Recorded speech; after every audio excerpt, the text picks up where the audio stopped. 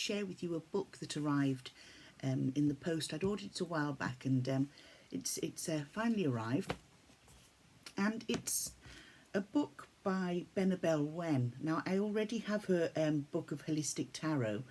There's one, the Tower of Craft, that I think would be nice to add to my library, but that's down the line.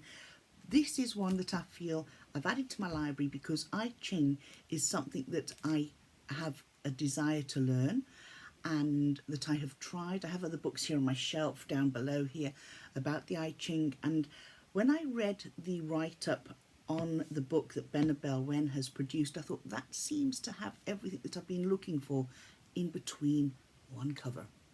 So let's have a look at what it is. It's I Ching the Oracle, a practical guide to the Book of Changes by BENEBELL Wen. She's also the author of Holistic Tarot and the Tower of Craft. It's an updated translation, annotated with cultural and historical references, restoring the I Ching to its shamanic rites. This is the book. It's quite a tome, pretty much a similar size, if not a little bit bigger than the Holistic Tarot. Let's have a look at the blurb on the back. BENEBELL Wen's profound new translation of the I Ching brings the power and mysticism of the Book of Changes to contemporary readers. Through in-depth annotations, cultural and historical references, and mystical practices, Wen amplifies the wisdom, both profound and practical, of the 3,000-year-old text. She includes aspects of the I Ching that have never before been translated into English, offering a fresh perspective on a classical work. Rooted in her experience and knowledge as a Taiwanese-American occultist and Buddhist with deep family ties to Taoist mysticism, Wen's groundbreaking translation is accompanied by a critical analysis of earlier I Ching transmissions.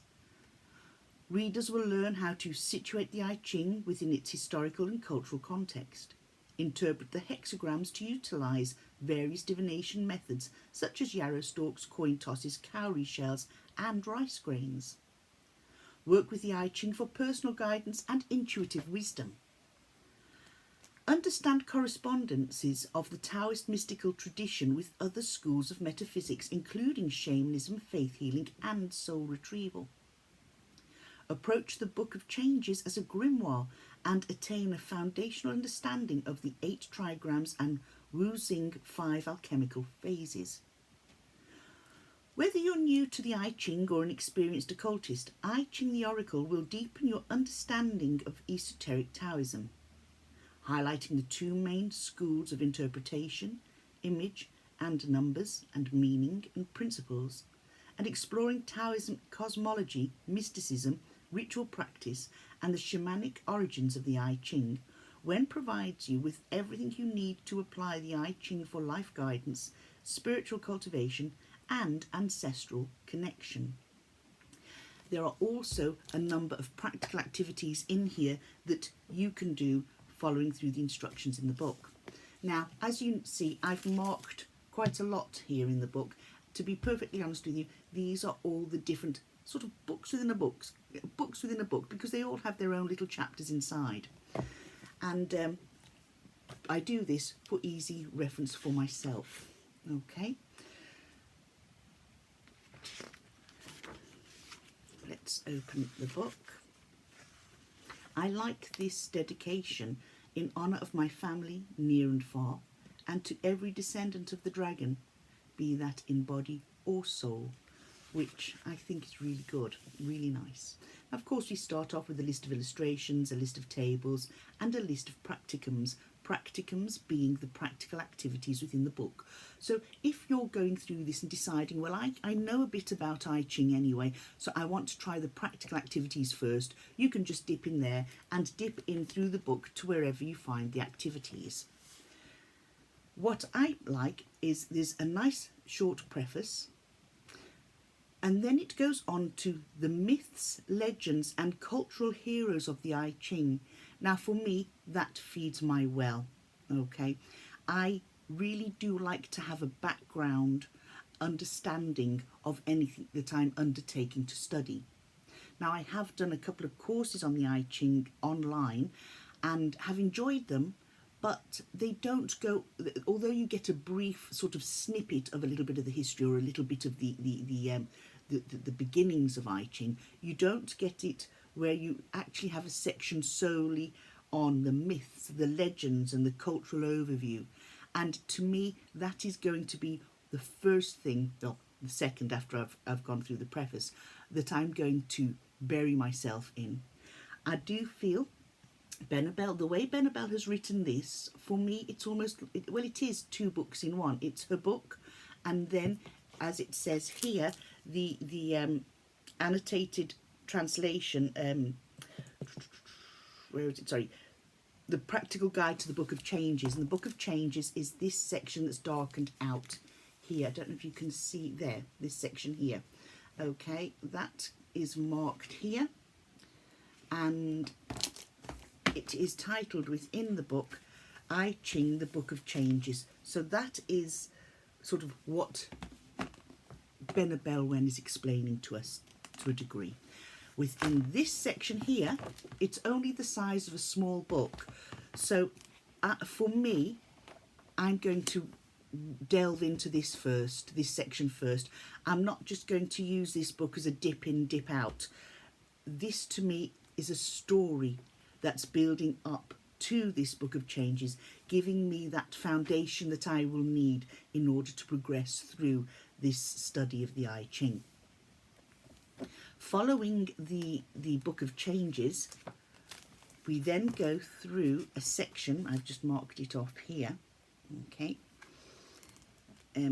Prior to getting to the Book of Changes, you do get an explanation of the 8 trigrams and the 5 phases of change and various divination methods. It's a real tome, but it's also a gem, okay? It's a gem of a book where you get the history, you get the interpretation of the hexagrams, an explanation of the trigrams, hexagrams, etc., before you get to the Book of Changes. Following the Book of Changes, we then look at ancestral veneration and the I Ching, the Yi, the Wu and shamanism. And they're not colossal books. When you break the book down into sections, as I have done here, you sort of looking, oh my gosh, that is going to be heavy travelling when it comes to going through a book, travelling through a book from one cover to another. Because if you're like me, if you've got a book in your hand that you enjoy, it is really a mental journey where you can use your imagination, you can fill your well and enhance your understanding. And it's an adventure from the first cover to the last. And this is how I view this. Pretty much how I view the book that I was discussing with you, where did I put it, on the history of witchcraft. That is a book that I feel it's nice to read from cover to cover. It's a much smaller book than this, but it's very deep, full of information. So you read it as you would eat an elephant, a little bit, one bite at a time, and you work your way through it. You know, if you think about it, and you're going to study a subject, you're going to sign up for a course, and this course is going to take 2 or 3 years. You'll probably get through a number of tomes like this. This, to me, is a 3-part book, okay? First part, second part, and then the roundup, okay? And I think it's going to be very, very interesting. I like the way BENEBELL Wen writes. I enjoy following her on social media because she puts up so many explanatory things, and she's not afraid to step in if there's something controversial being discussed along the way. And I do value her opinion. I am grateful that she shares her knowledge, because she does share an awful lot free online, and she's very well worth following. So this is a book I'm looking forward to getting stuck into. I'm not obviously reviewing it now because I haven't read it. A review will probably be maybe a year or so down the line, because I do feel that this isn't one that you can rush through and suddenly go, hey, I know everything about the I Ching. This is something that you have to read, digest, take notes on, make little annotations in the margins of the book. Now, I know some people will be spinning at me saying that, But for books like this, they're workbooks, then they're things that you might need to highlight something in order to get it into your mind. If you're anything like me, very much a visual learner, you know, I love reading, but sometimes I need a sketchbook and crayons to draw it out for myself too, and I'm not ashamed to say that. It's just something that seals information within my mind, and you do what's good for you, you know. BENEBELL Wen, I think this is going to be something that is going to finally help me on my road to reading the I Ching. Thank you for sharing your knowledge and putting it into something that can only be described as a Bible when it comes to this type of study. So folks, I just wanted to share this book with you. I'm looking forward to my I Ching journey. I may create a video going forward of my progress. We'll see how I'm progressing first. In the meantime, have a good day. Enjoy what you're going to do today. I'm actually off to a little village or town called Enniskerry, and I'm going to listen to a harpist in a library today. A very cultural day indeed. And then back to making more homemade pesto. Take care, enjoy whatever you're doing, and remember, life is to be enjoyed, not endured. Bye now.